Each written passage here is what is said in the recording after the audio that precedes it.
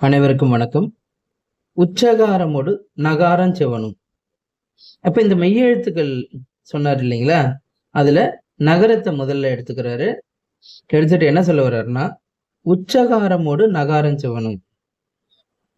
இப்போ உச்சகாரத்துக்கு நான் முன்பே ஒரு விதி சொல்லியிருக்கிறேன். அது போலதான் இந்த நகரமும் வரும் அப்படின்னு சொல்றாரு. அப்ப இங்க அது போலதான் இங்க வரும் அப்படின்றத நம்ம எப்படி எடுத்துக்கணும் அப்படின்னா, மொழி வழக்காறுல இருந்தா நம்ம எடுத்துக்கணும்.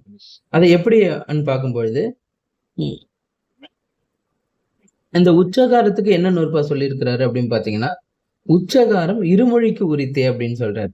இப்ப இரண்டு சொல் தான் உச்சகாரத்துக்கு உரியது அப்படின்னு சொல்றாரு. அது நமக்கு தெரியும். உசு முசு என்கின்ற இரண்டு சொற்கள் அதேதான் இங்கேயும் பொருந்தி வரும். அப்ப நகாரம் சிவனும் என்பதனால பொருந் வெறிந்து என்கின்ற இரண்டு சொற்கள்ல தான் இந்த நகர ஒற்று மொழிக்கு இறுதியில வரும் என்பது பெறப்படுகிறது. ரொம்ப அழகா ஒரு மாற்றேற்று நூற்பாவாக இந்த நூற்பாவை அமைத்திருக்கிறார். நன்றி, வணக்கம்.